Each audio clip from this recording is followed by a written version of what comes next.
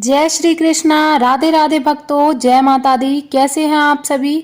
तो आज हम बात करेंगे कि किन 3 स्त्रियों को तुलसी में जल कभी भी नहीं चढ़ाना चाहिए। यदि आप ऐसा करते हैं तो आपके घर में परेशानियां बढ़ जाती हैं। तो चलिए भक्तों, वीडियो को शुरू कर लेते हैं। उससे पहले अगर आपने मेरे चैनल को सब्सक्राइब नहीं किया है तो चैनल को सब्सक्राइब ज़रूर करें और कमेंट में जय माँ तुलसी और जय माता दी अवश्य लिखें। तो चलिए भक्तों, वीडियो को कर लेते हैं शुरू। किन 3 प्रकार की स्त्रियों को तुलसी के पौधे पर कभी भी भूल से भी जल नहीं चढ़ाना चाहिए। ऐसा करने से उन्हें कौन सा पाप लगता है और उन्हें जीवन में किन दुखों को भोगना पड़ता है। प्रिय श्रोताओं, एक दिन भगवान शिवजी माता पार्वती के साथ कैलाश पर्वत पर बैठे थे। तभी आकाश मार्ग से नारायण भक्त देव ऋषि नारद जी ने नारायण नारायण का जाप करते हुए कैलाश पार्वती पर आते हैं और भगवान शिव जी और माता पार्वती को प्रणाम करते हैं। फिर भगवान शिव जी कहते हैं, आइए नारद, आज कैलाश पर किस प्रयोजन से आना हुआ। फिर नारद जी कहते हैं, हे प्रभु, आप तो अंतर्यामी हैं, कण कण में आपका वास है। आप तो भली भांति जानते हैं कि मैं आपके पास किस प्रयोजन से आया हूँ। देव ऋषि नारद जी की ये बात सुनकर भगवान शिव जी मुस्कुराने लगे। फिर वह कहते हैं, हे देव ऋषि, आपने निसंकोच होकर अपने प्रश्न पूछिए, मैं अवश्य ही आपको उत्तर दूंगा। तब नारद जी कहते हैं, हे प्रभु, आज मैं आपके पास ये जानने के उद्देश्य से आया हूँ कि तुलसी के पौधे पर जल चढ़ाने के नियम क्या हैं और तुलसी के पौधे पर किस समय जल चढ़ाना चाहिए। हे प्रभु, कौन सी स्त्री तुलसी को जल चढ़ा सकती है और कौन सी स्त्री तुलसी के पौधे को जल नहीं चढ़ा सकती। ये प्रश्न सुनकर भगवान शिव जी मुस्कुराते हुए कहते हैं, देव ऋषि नारद, आज तुमने उत्तम प्रश्न किया है। तुलसी को जल देने के महत्वपूर्ण नियम होते हैं। उन नियमों का पालन करते हुए ही प्रत्येक मनुष्य को पवित्र तुलसी के पौधे पर जल देना चाहिए। यदि कोई व्यक्ति इन नियमों का पालन नहीं करता तो उसे महापाप लगता है और देवी लक्ष्मी उसके घर का त्याग करके चली जाती है। क्योंकि हे देव ऋषि नारद, तुलसी का पौधा स्वयं देवी लक्ष्मी का स्वरूप है। जिस घर में माता लक्ष्मी का वास नहीं होता उस घर में गरीबी और दरिद्रता हमेशा अपने पैर पसारे रहती है। आगे बताते हुए भगवान शिव जी कहते हैं, हे देव ऋषि नारद, आज मैं उन 3 स्त्रियों के बारे में बताने वाला हूँ जिन्हें तुलसी के पौधे पर जल नहीं चढ़ाना चाहिए। इन स्त्रियों को तुलसी के पौधे पर जल देने का कोई शुभ फल प्राप्त नहीं होता है। उल्टा इनके द्वारा तुलसी को जल चढ़ाने पर उन्हें महापाप ही लगता है। तुलसी को जल चढ़ाने के नियम बताने से पूर्व हे देव ऋषि नारद, मैं आपको एक सत्य और पौराणिक कथा सुनाता हूँ जिसे आप ध्यान से सुनिए। और जो भी पुरुष या स्त्री इस पवित्र कथा का श्रवण करता है उसे 100 यज्ञों के बराबर पुण्य फल की प्राप्ति होती है।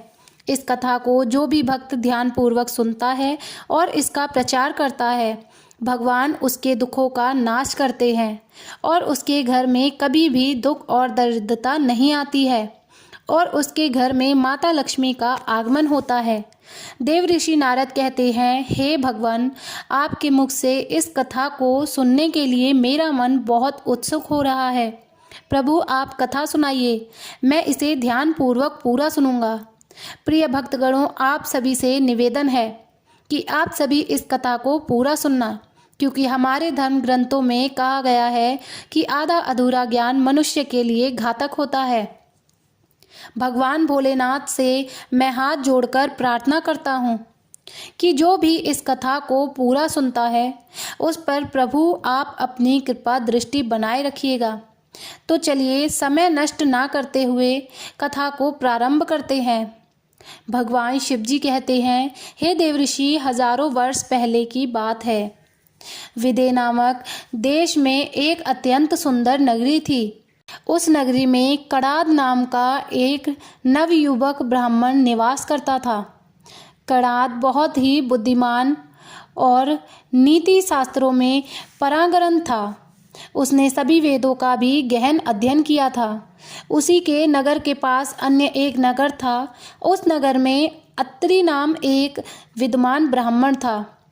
उसी एक पुत्री थी जिसका नाम सुकन्या था, जिसका ब्राह्मण ने बहुत ही लाड़ प्यार से लालन पालन किया था। ब्राह्मण अत्रि ने उसके देखरेख में कभी कोई कमी नहीं रखी। उसकी पुत्री अत्यंत सुंदर और गुणवान थी। धीरे धीरे समय बीतता गया और सुकन्या विवाह के योग्य हो गई। अब उसे अपनी पुत्री के विवाह की चिंता सताने लगी। एक दिन ब्राह्मण अत्रि अपनी पत्नी से कहता है, हे प्रिय, हमारी बेटी अब जवान हो चुकी है। अब इसके लिए कोई अच्छा सा वर देखकर हमें इसका विवाह कर देना चाहिए। तब उसकी पत्नी कहती है, हे स्वामी, मेरी दृष्टि में एक नौजवान ब्राह्मण है जिसे वेद और उपनिषद का भी ज्ञान है, जिनका नाम कणाद है। मैं तो कहती हूँ स्वामी, हमारी पुत्री सुकन्या का विवाह उन्हीं श्रेष्ठ ब्राह्मण के साथ करा दिया जाए। उनके साथ विवाह करके हमारी पुत्री सुखी जीवन व्यतीत करेगी। पत्नी की बात सुनकर ब्राह्मण अत्रि कहते हैं, हे प्रिय, तुम ठीक कहती हो।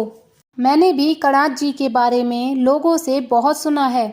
हम हमारी पुत्री का विवाह उन्हीं के साथ करेंगे। मैं कल ही उनके पास अपनी पुत्री के विवाह का प्रस्ताव लेकर जाता हूँ।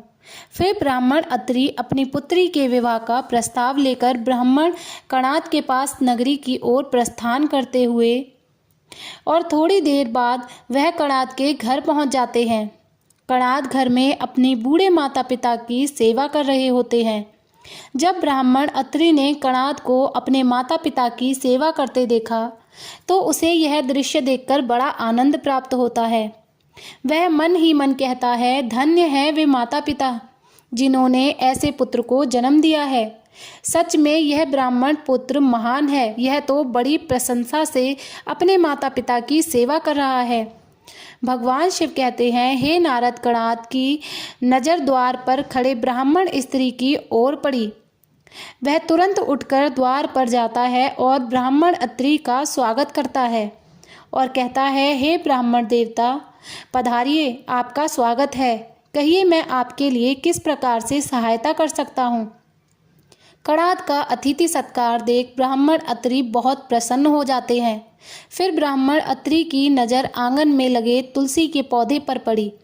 यह देखकर ब्राह्मण अत्रि को विश्वास हो जाता है कि कणाद ही उसकी पुत्री के लिए सर्वोत्तम परी है। फिर ब्राह्मण कणाद से कहता है, हे विप्रवर, आज मैं आपके घर अपनी पुत्री के साथ आपके विवाह का प्रस्ताव लेकर आया हूँ। मेरी पुत्री के लिए आपके समान श्रेष्ठ और विद्वान वर कहीं और नहीं मिल सकता। कृपया आप मेरे यह प्रस्ताव स्वीकार कीजिए। कणाद के माता पिता भी यह बात सुनकर प्रसन्न हो जाते हैं और कणाद को विवाह के लिए मना लेते हैं। फिर कणाद भी विवाह के लिए तैयार हो जाता है। विवाह का मुहूर्त तय किया जाता है और एक मंदिर में कणाद और सुकन्या का विवाह संपन्न किया जाता है। सुकन्या के सुंदर और मनमोहक रूप को देखकर कणाद बहुत ही प्रसन्न होता है। सुकन्या अत्यंत ही गुणवान और चरित्रवान स्त्री थी। विवाह के बाद जब सुकन्या अपने ससुराल जाती है तो वह अपने पति और सास ससुर की बड़ी सेवा करती है। वह उनकी प्रत्येक बात मानती है और अपनी मधुर वाणी और कार्यों से वह सभी के मन को जीत लेती है। सुकन्या के ससुराल वाले भी उसके कार्य से बहुत संतुष्ट रहते हैं और उसे बहुत प्यार करते हैं। सुकन्या नित्य ब्रह्म मुहूर्त में सबसे पहले जाकर घर का आंगन साफ करती थी। फिर घर के अंदर साफ सफाई करके स्नान किया करती थी। स्नान करके वह नित्य तुलसी के पौधे को जल देती थी और फिर पूजा करती थी। घर में जाकर भगवान विष्णु और माँ लक्ष्मी जी की पूजा किया करती थी। उसके बाद भोजन बनाकर उसमें तुलसी पत्र डालकर भगवान विष्णु को भोग लगाया करती थी। उसके बाद वह अपने पति व सास ससुर को भोजन कराकर फिर खुद भोजन किया करती थी। रात को वह सोने से पहले अपने पति के चरण दबाकर उसके सो जाने के बाद सोया करती थी। सुकन्या के अंदर एक चरित्रवान और पवित्रव्रता नारी के सभी लक्षण थे। और वह अपने पति को ही परमेश्वर मानकर उनकी सेवा करती थी। सुकन्या ने कभी अपने पति के अलावा अन्य पुरुष के विषय में विचार नहीं किया। वह सत्य धर्म का पालन करने वाली और धर्म कार्य करने वाली पवित्र स्त्री थी। उसने कभी कोई अशुभ कार्य नहीं किया। सुकन्या के ऐसे सात्विक और सरल स्वभाव को देख माँ लक्ष्मी भी उस पर मेहरबान थी। माँ लक्ष्मी स्वयं चलकर उसके घर में आकर निवास करने लगी, जिससे सुकन्या की जीवन में सुख समृद्धि और भी बढ़ गई। आगे की कथा सुनते हैं। आगे की कथा सुनाते हुए भगवान शिव जी कहते हैं, हे देवऋषि, देवी लक्ष्मी उन्हीं स्त्रियों पर अपनी कृपा दृष्टि बनाए रखती हैं जो स्त्री पतिव्रता होती हैं और जो सत्य धर्म का पालन करती हैं। सुकन्या के अंदर वे सभी लक्षण थे जो एक श्रेष्ठ पतिव्रता नारी के अंदर होने चाहिए।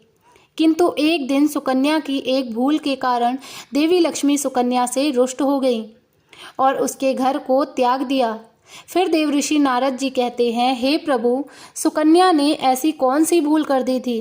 तब भगवान शिव कहते हैं, हे देवऋषि नारद, एक दिन सुकन्या का पति अत्यंत कामातुर होकर सुबह स्नान करने के पश्चात सुकन्या के पास आया और उसने सुकन्या के साथ समय व्यतीत किया, जिससे सुकन्या का शरीर अपवित्र हो गया।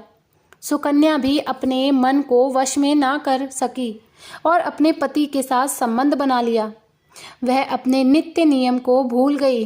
उसने पति के साथ संबंध बनाने के बाद बिना स्नान किए ही तुलसी को स्पर्श किया और उसमें जल दे दिया, जिससे देवी लक्ष्मी ने सुकन्या के घर को त्याग दिया और लक्ष्मी जी उसके घर से चली गईं।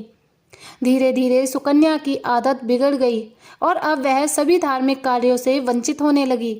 इसका विपरीत प्रभाव सुकन्या के पति पर भी पड़ा और वह भी सदा कामातुर होकर सुकन्या के साथ विहार करने लगा। उसका मन सदैव ही काम वासना में लगा रहता था। फिर एक दिन सुकन्या के पति की बुद्धि भ्रष्ट हो गई और उसने सभी सीमाओं का उल्लंघन किया और सुकन्या के मासिक धर्म के दौरान ही उसके साथ विहार किया, जिससे सुकन्या के शरीर में निवास कर रहा ब्रह्मा हत्या का पाप उसके पति के शरीर में प्रवेश कर गया। हे देवऋषि, जब स्त्री को महावारी होती है तो उसके शरीर में 3 दिनों तक ब्रह्मा हत्या का पाप निवास करता है, क्योंकि जब इंद्रदेव को एक ब्रह्मज्ञानी पुरुष ने श्राप दिया था तो ब्रह्मा जी ने इंद्रदेव को श्राप से मुक्त दिलाने के लिए इंद्र के शरीर से ब्रह्मा हत्या का पाप निकालकर वृक्ष, जल, अग्नि, पृथ्वी और स्त्री को ग्रहण करने के लिए कहा था। उसी समय से स्त्रियों के शरीर में मासिक धर्म के दौरान ब्रह्म हत्या का पाप निवास करता है और जो भी पुरुष मासिक धर्म के दौरान स्त्री को स्पर्श करता है अथवा उसके साथ संबंध बनाता है तो यह पाप उसके शरीर में प्रवेश कर जाता है। वही ब्रह्म हत्या का पाप सुकन्या के पति के शरीर के अंदर प्रवेश कर गया और धीरे धीरे उसके पति की हालत गंभीर होने लगी और एक दिन वह जमीन पर गिर पड़ा और उसके कोढ़ का रोग हो गया। उसका सारा शरीर जलने लगा। उसके शरीर पर बड़े बड़े छाले पड़ गए और वह दर्द से चीखने चिल्लाने लगा। हे भगवान, यह मुझसे क्या अपराध हो गया है? मुझसे अनजाने में यह भयंकर पाप हो गया है। मैंने सब कुछ जानते हुए भी महापाप किया है। हे भगवान, अब मेरी रक्षा करो और मुझे इस बीमारी से मुक्ति दो। अपने पति की ऐसी हालत देखकर सुकन्या बहुत डर गई और जोर जोर से रोने लगी और कहने लगी, हे भगवान, मुझे क्षमा करो। मुझसे अनजाने में बहुत बड़ा अपराध हो गया है। मैंने काम के वश में वशीभूत होकर ये अपराध कर डाला है। सुकन्या की सास ने जब अपने बेटे को इस तरह देखा तो वह क्रोधित हो गई और उसने सुकन्या से कहा, अरे पापन स्त्री, तू इस घर से अभी चली जा। तुझ जैसी उल्टा स्त्री को इस घर में रहने का कोई अधिकार नहीं है। तूने मेरे बेटे के जीवन को नरक बना दिया।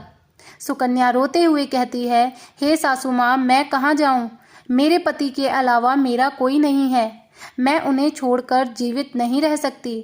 सुकन्या की सास कहती है, तू कहीं भी जाकर मर जा, लेकिन अब तू इस घर में निवास नहीं कर सकती। इतना कहकर सुकन्या की सास ने उसे धक्के मारकर घर से निकाल दिया। फिर सुकन्या अपने आप को कोसते हुए उदास मन से घर से निकल गई। उसे अपनी भूल पर बड़ा पछतावा होने लगा। उसे कुछ भी समझ में नहीं आ रहा था कि वह क्या करे, कहाँ जाए। वह बस चलते ही जा रही थी। चलते चलते वह एक घने जंगल में जा पहुंची। उसी जंगल में एक सन्यासी महात्मा का आश्रम था। तब वह उस आश्रम पर सहायता मांगने के लिए जाती है तो वहाँ पर कोई नहीं होता है। सुकन्या उसी आश्रम पर जाकर बैठ जाती है और अपने दोस्त के विषय में सोचते हुए दुखी होकर रोने लगती है। फिर कुछ समय बाद सन्यासी महात्मा उस आश्रम पर आते हैं। जब वे सन्यासी महात्मा एक स्त्री को अपने आश्रम पर दुखी बैठा हुआ देखते हैं तो आश्चर्यचकित हो जाते हैं और पास जाकर उस स्त्री से पूछने लगते हैं, हे पुत्री, तुम कौन हो और इस सुनसान और इस वीरान जंगल में क्या कर रही हो? तुम्हारे दुख का क्या कारण है? तब वह कहती है, हे मुनिवर, मेरा नाम सुकन्या है। मेरे द्वारा अनजाने में एक बहुत बड़ा पाप हो गया है। उसी पाप को मैं भोग रही हूँ और अपने परिवार से बिछड़कर इस स्थान पर आ गई हूँ। फिर वह सन्यासी महात्मा कहते हैं, हे पुत्री, ये क्या कह रही हो? तुमने ऐसा कौन सा पाप किया है? मुझे विस्तार से बताओ। मैं तुम्हारी सहायता करने का प्रयत्न अवश्य करूँगा। सुकन्या कहती है, हे मुनिवर, मेरे द्वारा घोर पाप हो गया है। मासिक धर्म के दौरान मैंने पति के साथ संबंध बनाया और भूलकर तुलसी में जल डाल दिया। इसी कारण से मेरे पति को कोढ़ रोग से ग्रस्त हो गए हैं और दुख भोग रहे हैं। फिर सन्यासी महात्मा कहते हैं, पुत्री, तुम चिंता मत करो।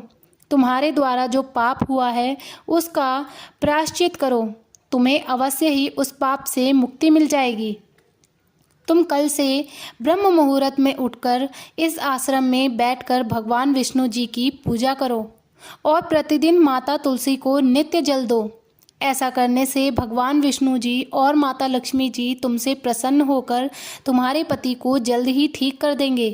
फिर वह सुकन्या वहीं पर उस आश्रम में रहकर सुबह सुबह ब्रह्म मुहूर्त में उठकर भगवान विष्णु की नित्य पूजा करने लगी और रोज स्नान करके ब्रह्मचर्य का पालन करते हुए तुलसी के पौधे को जल चढ़ाती है और तुलसी पत्र डालकर भगवान विष्णु को भोग लगाती है। इस प्रकार से 1 वर्ष बीत जाता है। भगवान विष्णु सुकन्या की दृष्टि, निष्ठा और पूजा भक्ति से अत्यंत प्रसन्न हो जाते हैं और एक दिन सुकन्या को साक्षात दर्शन देते हैं। भगवान विष्णु को साक्षात अपने सामने खड़ा देखकर सुकन्या के मानो अपने आंखों में विश्वास ही नहीं हो रहा था। वह बारंबार प्रणाम करने लगती है। तब भगवान विष्णु सुकन्या से कहते हैं, हे पुत्री, तुमने बड़ी ही श्रद्धा से और भक्ति भाव से मेरी आराधना की है, इसलिए अब मैं तुम पर प्रसन्न हूँ। कहो, तुम्हारी क्या मनोकामना है? तब सुकन्या कहती है, हे प्रभु, कृपया मुझे बताइए, मेरे किस दोष के कारण मेरे अंदर काम वासना का वास हो गया, जिस कारण से मेरे द्वारा घोर पाप हुआ और मेरे पति को कोढ़ रोग हो गया। भगवान विष्णु सुकन्या से कहते हैं, हे पुत्री, जो मैं तुम्हें बताने जा रहा हूँ उसे तुम ध्यान से सुनो। तुम्हारे द्वारा अनजाने में एक ही पाप हुआ था, जिस कारण से तुम्हारे अंदर काम वासना ने प्रवेश कर लिया था। एक दिन तुमने अपने पति के साथ संबंध बनाने के बाद बिना स्नान किए ही तुलसी के पौधे को जल दिया था। हे पुत्री, पति पत्नी जब रति क्रिया करते हैं तो उनका शरीर अपवित्र हो जाता है और ऐसी अवस्था में तुलसी को कभी स्पर्श नहीं करना चाहिए, क्योंकि तुलसी का पौधा स्वयं देवी लक्ष्मी का ही रूप है।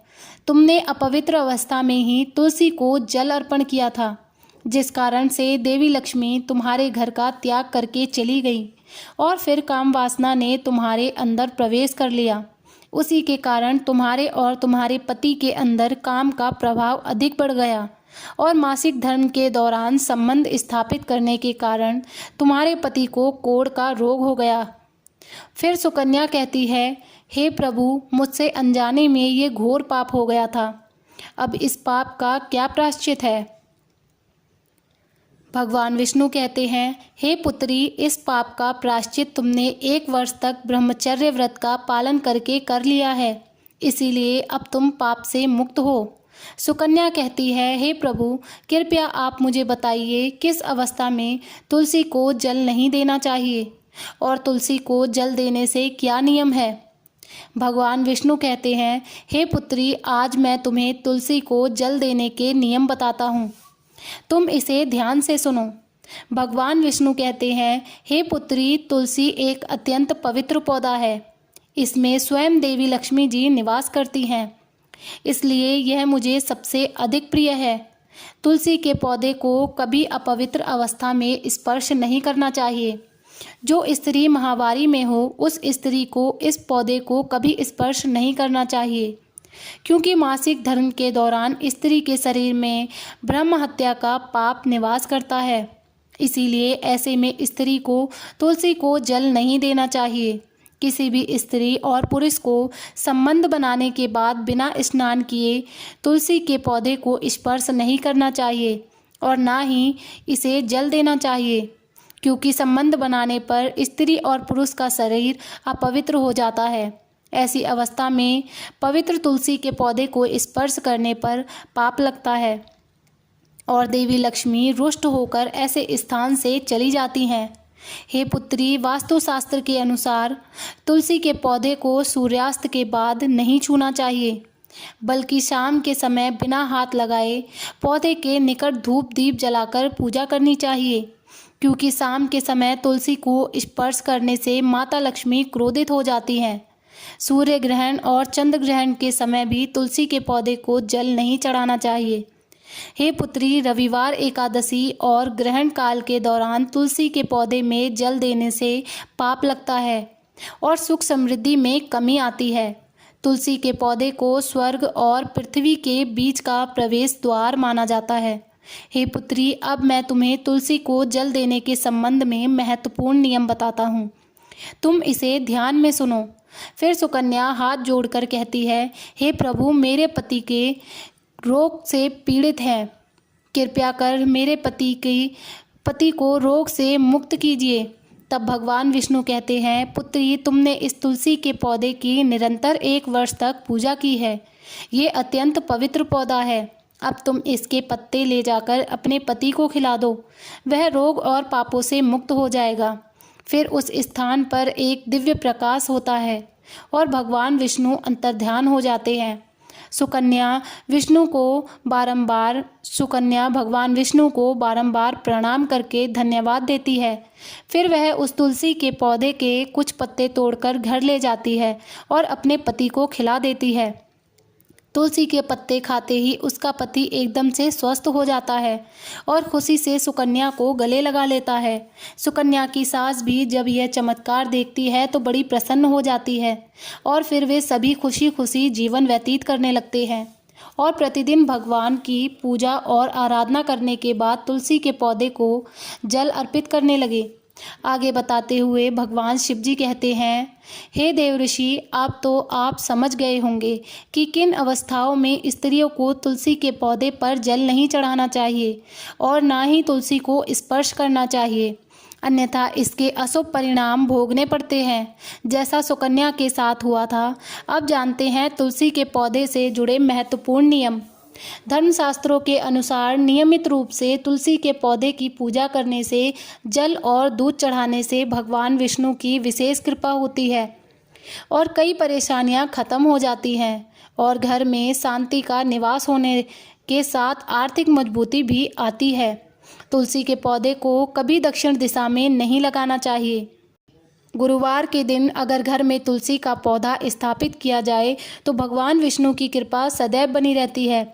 वहीं हिंदू पंचांग के अनुसार कार्तिक का महीना तुलसी के पौधे को लगाने के लिए सबसे ज़्यादा अच्छा होता है, क्योंकि इस पूरे महीने में माँ तुलसी की पूजा की जाती है। तुलसी माता को हमेशा सूर्योदय से पहले या सूर्योदय के समय जल चढ़ाना चाहिए, क्योंकि कहा जाता है इस समय जल अर्पित करने से व्यक्ति की हर मनोकामना पूरी होती है। भूलकर भी एकादशी के दिन तुलसी के पौधे में जल न चढ़ाएं, क्योंकि एकादशी के दिन माता तुलसी जगत के संचालक भगवान विष्णु के लिए निर्जला व्रत रखती है। तुलसी का पौधा हमेशा उत्तर या उत्तर पूर्व दिशा में लगाना चाहिए।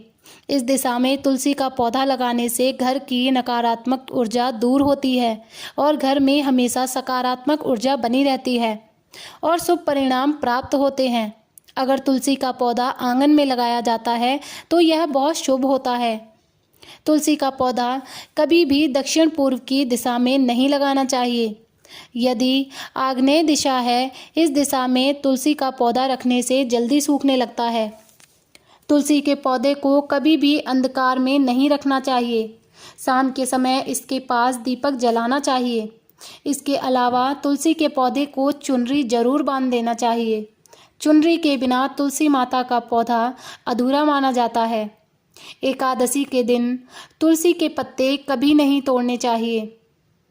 एकादशी के दिन पहले ही तुलसी के पत्ते तोड़कर रख लेने चाहिए। सूर्य ग्रहण, चंद्र ग्रहण के दौरान तुलसी को स्पर्श नहीं करना चाहिए। किसी भी दिन शाम के समय तुलसी के पत्ते नहीं तोड़ने चाहिए। घर में तुलसी का पौधा लगाने के बाद उस स्थान पर हमेशा साफ सफाई ज़रूर रखें। साथ ही तुलसी के पौधे में शाम के समय दीपक लगाने से महालक्ष्मी की कृपा बनी रहती है और घर का वास्तु दोष भी खत्म हो जाता है। तुलसी का पौधा जहाँ भी लगा हो वहाँ झाड़ू या डस्टबिन ना रखें, क्योंकि तुलसी के पौधे को देवतुल्य माना जाता है। अगर आपके घर में पति और पत्नी के बीच में अक्सर लड़ाई झगड़े होते हैं तो तुलसी का एक पौधा अपने रसोई घर के बाहर रख दीजिए।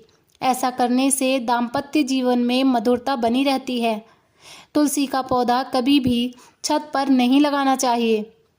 कई बार महिलाएं तुलसी के पौधे को ऐसे स्थान पर लगाती हैं जो स्थान अपवित्र होता है, जैसे नाली के समीप या जिस स्थान पर बर्तन अथवा कपड़े धोए जाते हैं उस स्थान पर भी तुलसी का पौधा कभी नहीं लगाना चाहिए। इससे क्या होता है, गंदा पानी तुलसी के पौधों में गिरता है। यह बहुत ही अशुभ माना गया है। तुलसी में गंदा पानी गिरने से तुलसी अपवित्र हो जाती है और वह उस घर को त्याग देती है और कुछ दिनों बाद फिर उस घर में गरीबी और दरिद्रता आने लगती है। इसलिए तुलसी के पौधे को साफ स्थान पर लगाना चाहिए। तुलसी को बिना स्नान किए जल भी नहीं देना चाहिए। ध्यान रहे, अगर तुलसी का पौधा सूख जाए तो इस पौधे को सम्मान पूर्वक जड़ सहित निकालकर किसी पवित्र नदी या तालाब, सरोवर या पवित्र जलाशय में विसर्जित कर देना चाहिए। गुरुवार के दिन केले के पौधे के साथ तुलसी का भी पूजन करना चाहिए। ऐसा करने से मनुष्य की सभी मनोकामनाएं पूर्ण होती हैं और उसे अथाह धन प्राप्ति की प्राप्ति होती है, क्योंकि केले में भगवान विष्णु और तुलसी के पौधे में देवी लक्ष्मी का वास है। इसलिए गुरुवार को इसकी पूजा जरूर करनी चाहिए। हर हर महादेव।